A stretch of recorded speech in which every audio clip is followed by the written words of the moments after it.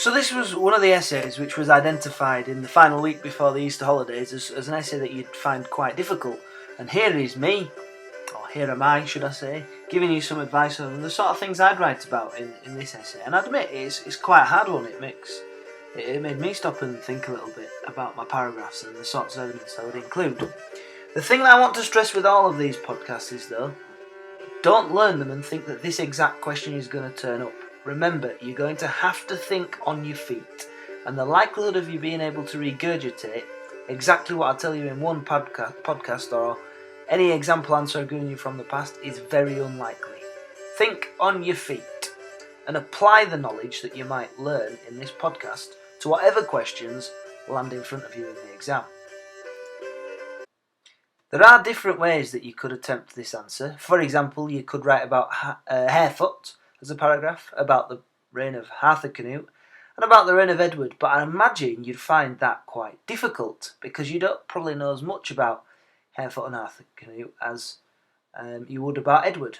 And so therefore, to make it a bit easier for you, what I would have done is separated the rule of Harefoot and Harthacnut together, then done before the crisis, and then after the crisis. Of course, all of this requires a really good chronological understanding of the period. And I think that making timelines of events is something that you should probably be doing with your revision. It'd be a really good idea, because if you get questions like this, then it can trip you up if you don't have a good understanding of when things happened. Now, for this podcast, I'm not going to go on about the things that happened during Edward's reign, because that's covered in a lot of other podcasts. What I thought would be most useful for you in terms of knowledge for an essay such as this would be to give you some evidence of things that happened before Edward's reign, many of which could easily link into paragraphs about Edward's reign itself. The evidence is just going to pop up randomly on the screen. I've not got time to go through and put it in time beautifully, so it's just going to cycle through a couple of times. And you can pause it and take the evidence written down whenever you like. I'm just going to talk. So here goes with Harefoot first, then Harthacnut, and maybe a tad on Edward before my conclusion. Right, first of all, an example of something that's maybe not such a peaceful aspect of Harefoot's reign came at the beginning, because upon the death of Canute, it was a bit unsure as to who would take over the throne, because he had two sons competing for that. There was Harefoot, who was actually the elder of the two, and Harthacnut, who was the favoured of the two. The seat of power of Canut's family, though, was Denmark. That's where they were from. So Harthacnut went there, leaving Harefoot in England. Now you'd think that the country would automatically therefore land on Harefoot's doorstep, if you like. But Godwin, as the most powerful earl, and Emma, as quite a powerful lady, together, they kind of divided England between them and Harefoot, who was supported by Leofric. Now, Leofric and Godwin did have a few occasions where they came up against each other. They kind of probably rivals because they were both very powerful earls.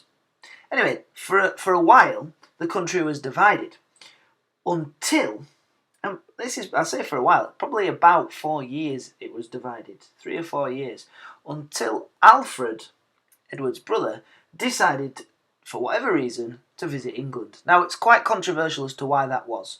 Some sources suggest, and some historians suggest, that this was because Emma enticed him to come over when she realised, or enticed them both to come over when she realised Harthacnut wasn't coming, in a last attempt to try to maintain her power in England. Other sources suggest Harefoot tricked them, and other sources suggest that Alfred and Edward came of their own accord.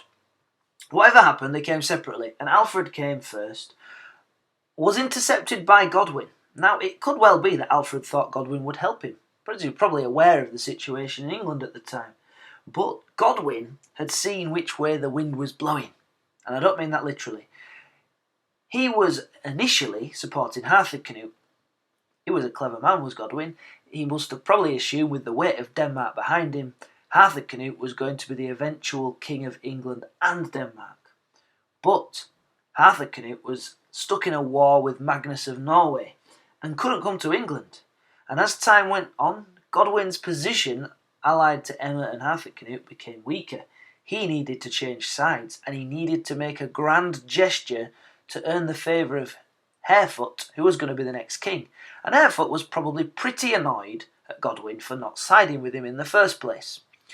So Godwin's plan, well, it probably wasn't a plan, it was probably something that landed in his lap and he decided to do. Alfred came over, Godwin hands him to Harefoot's men, who decide to put Alfred's eyes out, so gouge his eyes out and leave him with some monks in Ely, because he were no longer a threat. In Ely is where Alfred died.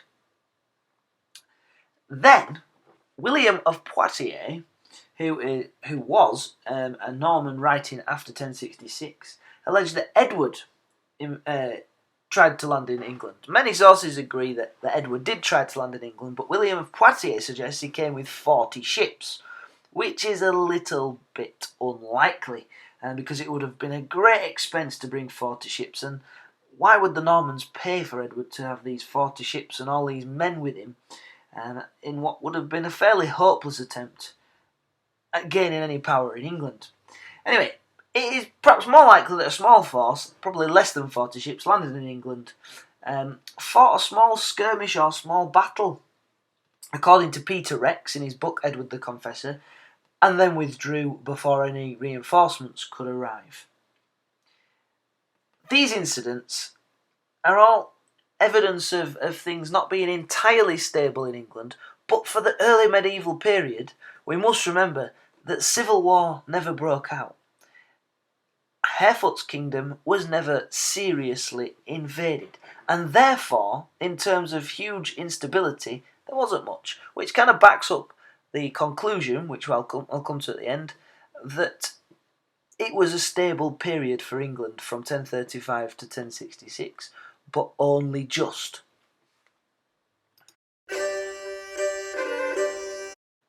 And so to some information about Harthacnut. And his reign really does begin with a very good piece of evidence to support my overall conclusion, overall argument, that England was very stable during the period, but only just. Because Harthacnut appeared to have sorted his problems out in Scandinavia with Magnus, perhaps because of the Gotha River Conference. Remember, it comes up in study section 4 and study section 3, because he decided with Magnus that whoever died first, the other one would get the kingdom. So Magnus was no longer a threat and left Harthacnut free to invade England and take the country forcibly from his half-brother. Kind of conveniently for Harthacnut, Harefoot died before he arrived. But this was also a bit tricky, because if he'd actually had to fight for England, then he could have taken things from the people that he'd vanquished. Anybody who fought against him, you would assume, would have been punished. And that would have meant he could have confiscated land from families of men who fought and died against him in battle, or from people who he'd found to fight against him after the battle had been won. And he could have given this wealth to his supporters. But it didn't happen. So he arrived in England with a big army that needed paying. And this was something which generated a bit of instability in the kingdom, because Harthacnut forced the English to pay a very large hairgeld. And there's actually a bit of evidence, which you won't have heard before, because I've only just found it myself. 2 housecarls, remember the elite of the soldiers of the time, were murdered in Worcester, demanding large payments of their hairgeld. Harthacnut's response to 2 of his own housecarls being murdered for collecting tax was to ravage all of Worcestershire in response. Perhaps, if you like, a bit like a mini harrying of the north, but it's more like a harrying of Worcestershire. I wouldn't use that term in your exam, I'm only using that to help explain it to you. You would say that it was a ravaging of all of Worcestershire in response. So a town killed 2 housecarls, as they perhaps should have been called, or should be pronounced, and the whole of Worcestershire, the whole county, suffered as a result. So there are some parallels there between Harthacnut and what William did. However, there's also a bit of stability there, because that one of the main rivals to the throne for Harthacnut must have been Edward, his other half-brother. And he invited Edward to England during his period in charge. Now, why, it's impossible to know. It could have been because Arthur Canute was going to go back to Denmark and maybe again take up the fight with Magnus to try to regain Norway for his family, in which case he would have needed someone in charge. That could have been Edward. It could have just been because Emma was there in his ear, giving him some advice and asking for the rest of the family to come back in England because Arthur Canute needed some allies. Maybe Arthur Canute decided he needed allies in England anyway and decided Edward would make a good ally. But either way, a possible bit of instability could have been the rivalry and the potential threat from Edward backed by Normandy. But Arthur Canute dealt with that. And another example of potential instability comes with Earl Godwin himself, because sources seem to suggest that Arthur Canute was furious about the blinding of Alfred. Remember, Alfred and Edward were Arthur Canute's half-brothers as well. And Godwin, perhaps to try to show how sorry he was, but also to again show him it's another example of his Machiavellian politics. I'll stick that on the visual podcast, that word Machiavellian, because he's switching sides again. And to do this time, he's got nobody to hand over to be mutilated, so he buys a huge warship. He has a huge warship built for Arthur Canute, along with 80 soldiers, fully trained, fully armed, and he gives Arthur Canute some very expensive weapons and armour for himself, in an attempt to gain favour back. So in this period of 1035 to 1040 when Harefoot died, and then from 1040 to 1042 when Arthur Canute died, it was an era, well, just in the fact that it had, in 7 to 8 years, there were just 2 kings. That in itself is some instability, but there could have been a lot more, would be the point I would be making. And I've given you a number of examples of where things sort of were unstable and could have potentially become very unstable, but it never really materialised as any period of huge instability. Now, I've written in here, Edward, you know a lot about him already. Well, as I said, there's a lot of other information on the website about Edward's reign. But generally speaking, from 1042 or even 1043 when he was officially crowned, until the end of the crisis, it was a period of relative stability for England. Magnus and Sweyn Estrithson were locked in a war in Scandinavia which prevented them from invading England. Godwin largely had his own way with Edward until the crisis of 1051. I would argue that the period of 1051-52 was a very good example of how England came extremely close to massive instability, but avoided it, in part due to the Machiavellian politics of Godwin, who cleverly managed to allow Edward to save face, also a bit due to the weakness of Edward, and the fact that his earls weren't backing him, and so a huge civil war was averted. Now from 1052, after the crisis, and my third paragraph, to 1066, there's again another period where it was largely stable, but there are examples of things that you could point to, such as the war with Wales, if you can really call it a war, maybe an invasion of Wales.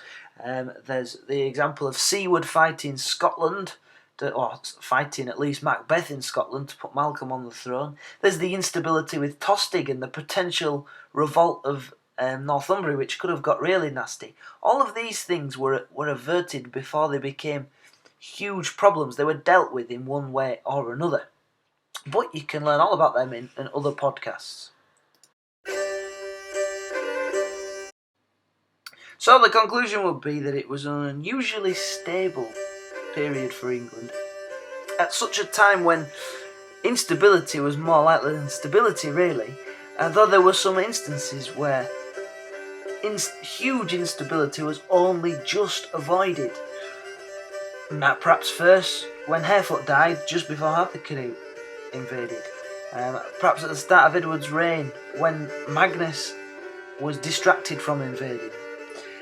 And maybe most of all during the crisis of 1051-52, when a huge civil war that could have also dragged other countries into the equation and massively weakened England. But overall, it was an unusually stable time for that period in history. I hope this has been useful and you can take some of this evidence for you in your revision.